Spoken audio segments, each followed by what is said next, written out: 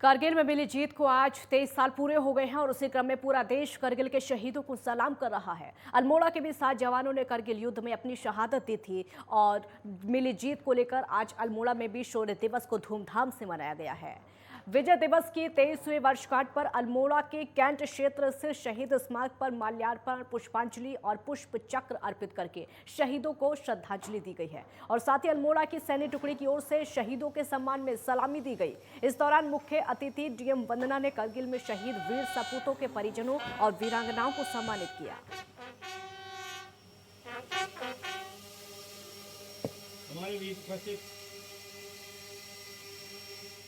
बस जनपद में मनाया जा रहा है कारगिल विजय दिवस के उपलक्ष्य में। हमारे उत्तराखंड के लगभग 75 जवान शहीद हुए थे इस वॉर में और उसमें से अल्मोड़ा के भी 7 जवानों ने अपनी श्रद्धांजलि दी थी, अपना सर्वोच्च बलिदान यहाँ पर दिया था इस वॉर के अंतर्गत। उन सभी को हम लोगों ने श्रद्धा सुमन अर्पित किए। 26 जुलाई को इसलिए मनाया जाता है कि इस दिन कारगिल विजय हमने प्राप्त की थी पाकिस्तान के ऊपर, और इस युद्ध में हमारे 527 जवान पूरे देश के शहीद हुए थे। 1300 के लगभग घायल हुए थे। 2 महीने के ऊपर तक ये युद्ध चला, जिसमें हमारे उत्तराखंड के 75 जवान शहीद हुए, जिसमें 7 हमारे अल्मोड़ा डिस्ट्रिक्ट के जामात सिपाही थे। और आज इस फंक्शन को आपने देखा, 3 वीर नायकों को हमने आमंत्रित किया था, जिसमें 2 आज आए थे, उनको हमने सम्मानित करा जिलाधिकारी महोदय से। चंपावत जिला मुख्यालय में विजय कारगिल दिवस को शौर्य दिवस के रूप में मनाते हुए स्कूली बच्चों ने मार्च पास्ट किया और जिलाधिकारी नरेंद्र सिंह भंडारी समेत तमाम जिले के अधिकारियों ने कारगिल के शहीदों को श्रद्धांजलि अर्पित की। जिला सैनिक कल्याण और पुनर्वास कार्यक्रम में आयोजन किया गया। कारगिल में शहीद सैनिकों की वीरांगनाओं को सम्मानित भी किया गया।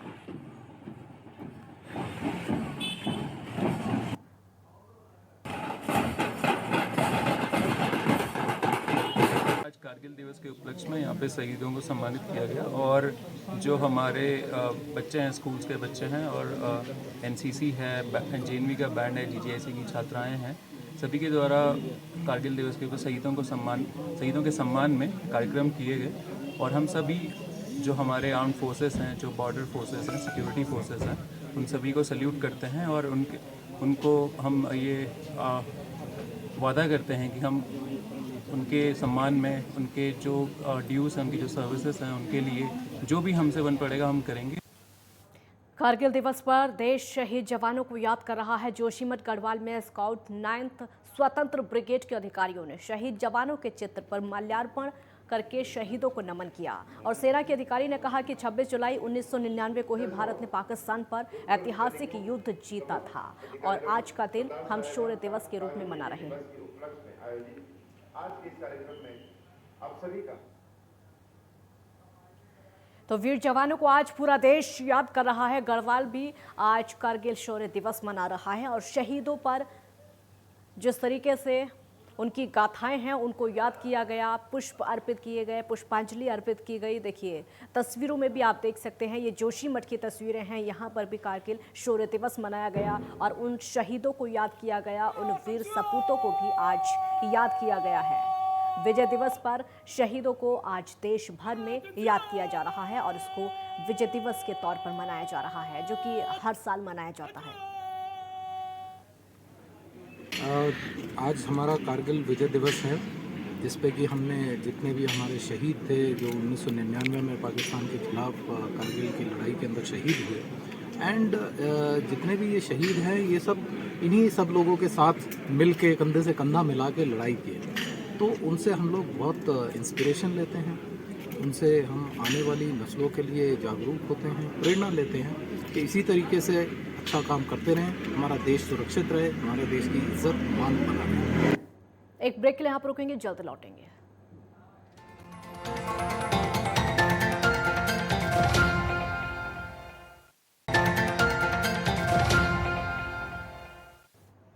ब्रेक के बाद एक बार फिर स्वागत है आपका। कैबिनेट मंत्री डॉक्टर धन सिंह रावत की अध्यक्षता में देवश्याम कलेक्ट्रेट सभागार में श्रीनगर विधानसभा क्षेत्र से संबंधित शिक्षा विभाग और स्वास्थ्य विभाग के कार्यों से संबंधित समीक्षा बैठक आयोजित की गई और इस दौरान कैबिनेट मंत्री ने दोनों विभागों को शिक्षा और स्वास्थ्य के क्षेत्र में व्यवस्थाओं को बेहतर बनाने, अवसंरचनात्मक और क्रियान्वयन संबंधित प्रक्रिया में सुधार करने के निर्देश दिए। शिक्षा विभाग की समीक्षा करते हुए मंत्री ने शिक्षा अधिकारियों को श्रीनगर विधानसभा के ऐसे विद्यालय जहां पर भवन की छत क्षतिग्रस्त हो, चार दीवारी की व्यवस्था नहीं हो या फिर उसमें सुधार की जरूरत है, उनका तत्काल प्रस्ताव प्रस्तुत करने के निर्देश दिए और सभी विद्यालय में पर्याप्त शिक्षकों की तैनाती करने, बहुत बीमार या फिर दिव्यांग शिक्षकों की अनिवार्य सेनावृत्ति और प्रक्रिया प्रारंभ करने, साथ ही विद्यालय में शिक्षकों की अनिवार्य बायोमेट्रिक उपस्थित लेने के निर्देश दिए हैं। श्रीनगर विधानसभा की हमने समीक्षा बैठक की है। उसमें हमारे माननीय जिलाध्यक्ष भी थे, हमारे जिलाधिकारी भी और स्वास्थ्य विभाग और शिक्षा विभाग के सभी अधिकारी थे। हम अपने श्रीनगर विधानसभा में 3 अभिनव प्रयोग कर रहे हैं। एक तो हर प्राइमरी स्कूल से लेकर इंटरमीडिएट तक जितने भी स्कूल हैं हमारे यहाँ, उनका रूपांतरण कर रहे हैं, स्मार्ट बना रहे हैं सबको और 100% शिक्षक दे रहे हैं। हर स्कूल में टीचर हो जाएं, ये हमारी पहली प्राथमिकता है। और एक बड़ा काम ये हो रहा है कि वीर चंद्र सिंह गढ़वाली जी की जो हमारी धरती है, पीड़सेन, वहाँ पे नेताजी सुभाष चंद्र बोस जी के नाम पे हम एक 100 बच्चों का आवासीय विद्यालय बना रहे हैं, जिसमें 100 गरीब बच्चे पढ़ेंगे और उसी हॉस्टल में वो रहेंगे। इस लगभग 4.5 करोड़ रुपए की लागत से वो बन रहा है। बद्रीनाथ धाम की यात्रा इस साल काफी तेजी से चल रही है और बद्रीनाथ धाम में अभी तक 10 लाख श्रद्धालु दर्शन कर चुके हैं। तो वहीं इसके साथ ही पिछले कई सालों का रिकॉर्ड टूट गया है। आपको बता दें कि बद्री विशाल के कपाट 8 मई से अलग अलग तरीके से खोले गए हैं और आपको ये बता दें कि श्रद्धालुओं के लिए कपाट खोल दिए गए हैं। इस साल रिकॉर्ड तोड़ श्रद्धालुओं ने बद्री विशाल के दर्शन किए हैं और अभी तक 10 लाख श्रद्धालु भगवान बद्री विशाल के दर्शन कर चुके हैं।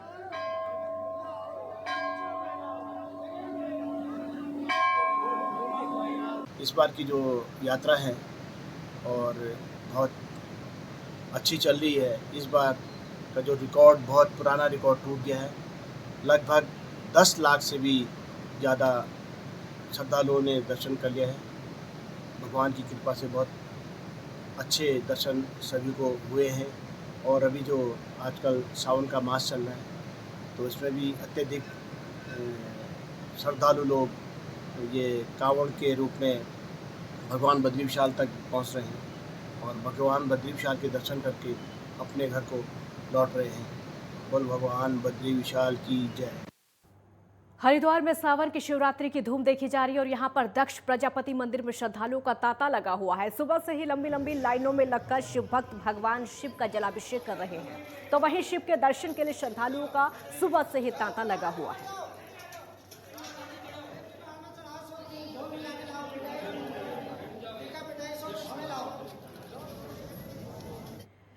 सोनप्रयाग से 1484 तीर्थयात्रियों का पहला दल केदारनाथ के लिए रवाना हो चुका है और सोमवार को 8,218 पुरुषों, 3,546 महिलाएं, 265 नौनिहालों समेत 12,029 तीर्थयात्रियों ने बाबा केदारनाथ के दर्शन किए और अभी तक 9,41,794 तीर्थयात्री भगवान केदारनाथ के दर्शन कर चुके हैं। कांवड़ यात्रा के समाप्त होते ही तीर्थयात्रियों के आवागमन में गिरावट देखने को मिल रही है।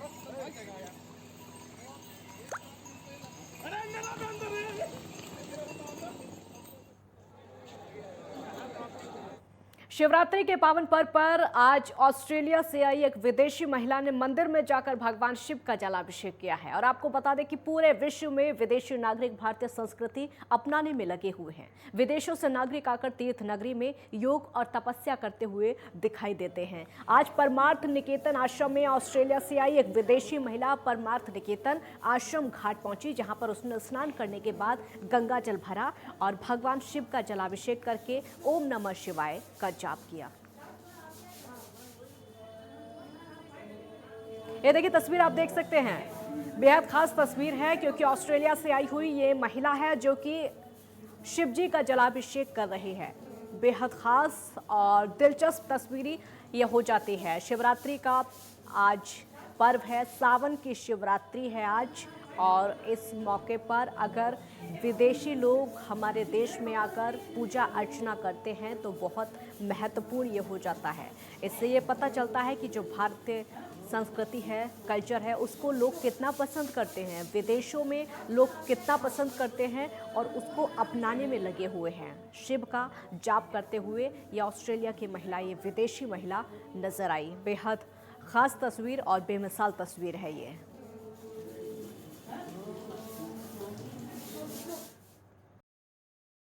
कांग्रेस की राष्ट्रीय अध्यक्ष सोनिया गांधी से ईडी की पूछताछ के खिलाफ कांग्रेस ने मौन धरना प्रदर्शन किया और केंद्र की बीजेपी सरकार के खिलाफ संसद से सड़क तक संग्राम जारी है। और उसी क्रम में उधम सिंह नगर के जिला मुख्यालय के अंबेडकर पार्क में कांग्रेस कार्यकर्ताओं का हुजूम उमड़ पड़ा है, जहां पर उन्होंने मौन व्रत रखा विरोध जताया है। इस विरोध में नेता प्रतिपक्ष यशपाल आर्य, उपनेता प्रतिपक्ष भुवन कापड़ी समेत विधायक और कांग्रेस कार्यकर्ता मौजूद रहे। नेता प्रतिपक्ष यशपाल आर्य ने आरोप लगाया है कि केंद्र की बीजेपी सरकार बदले की भावना से विपक्ष के नेताओं के खिलाफ जानबूझकर कार्रवाई कर रही है। राजनीतिक स्वार्थों के चलते ईडी का दुरुपयोग किया जा रहा है और जनता का ध्यान महंगाई, बेरोजगारी जैसे मुद्दों से भटकाने की कोशिश की है।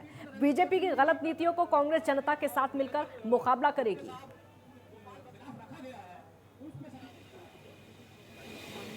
आज देखिए केंद्र सरकार की जो विध्वंसकारी नीतियां हैं, गलत नीतियों के विरोध में, और जिस तरह से संवैधानिक संस्थाओं का दुरुपयोग केंद्र सरकार बदले की भावना से संवैधानिक संस्थाओं के जरिए कर रही है।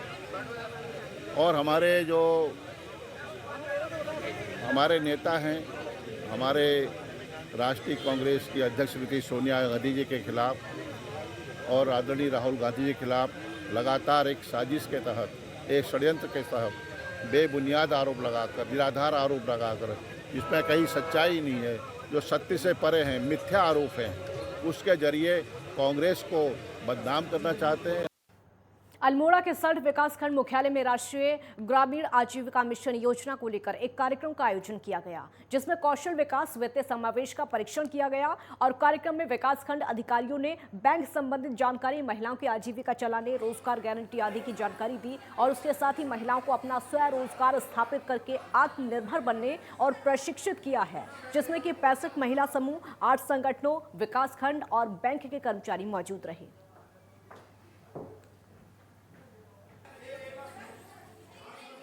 राष्ट्रीय ग्रामीण आजीविका मिशन के अंतर्गत पूरे विकास खंड के 35 समूहों एवं 8 संगठनों, एक CLF का 2 दिवसीय कौशल विकास अभिमुखीकरण एवं वित्तीय समावेशन का प्रशिक्षण दिया गया, जिसमें विकासखंड स्तरीय अधिकारी, कर्मचारी एवं बैंक स्तरीय अधिकारी उपस्थित रहे और उन्होंने बैंक संबंधी जानकारी उपस्थित सभी सदस्यों को दी एवं खंड विकास अधिकारी द्वारा सभी को रोजगार गारंटी, रोजगार के संबंध में और महिलाओं के आजीविका के संबंध में विस्तार से बताया गया। खबर उत्तराखंड में फिलहाल इतना ही। आप देखते रहिए नेटवर्क 10। जय हिंद।